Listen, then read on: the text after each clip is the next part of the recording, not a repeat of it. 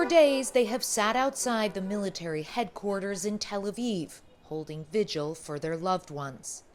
Among many family members of those held in Gaza, there is anger at the Israeli government's handling of the crisis and growing cries to make a deal for the hostages' release.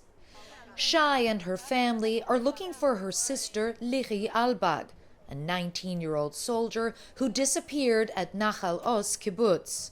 We don't know where she is, if she eats, sleeps, where they keep her. We don't know anything.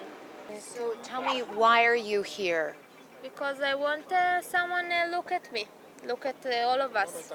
Earlier today, the government confirmed they believe another 50 hostages are being held in Gaza, bringing the total close to 200. Among them is 74-year-old Vivian Silver, a peace activist and Canadian citizen who lived in the Be'eri kibbutz. Be'eri was the site of some of the darkest bloodshed during the October 7th attack. Vivian's son, Yonatan, was on the phone with her throughout the morning as the horror unfolded. I heard a lot of gunshots outside her window, and we decided to stop talking because she was hiding.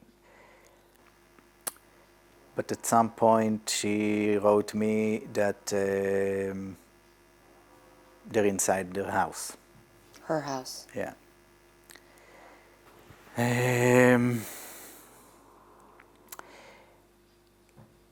that was it. I wrote her, "I'm with you." She said, "I feel you," and that was the last message.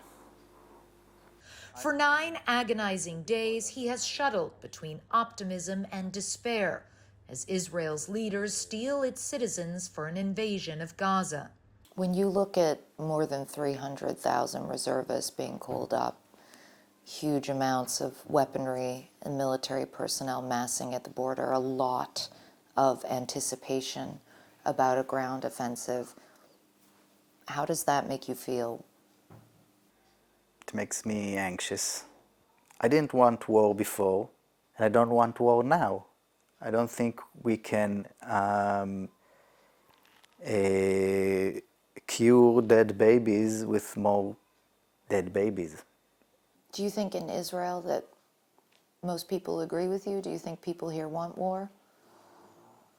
Nobody wants war, but I think people are willing to accept war because you're hurt and you want to stop the pain. So you see the demon in front of you and you want to vanquish it.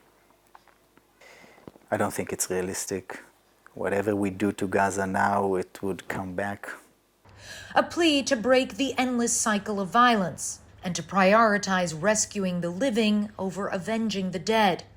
But in this moment of raw anguish, it's the calls for invasion that are growing louder.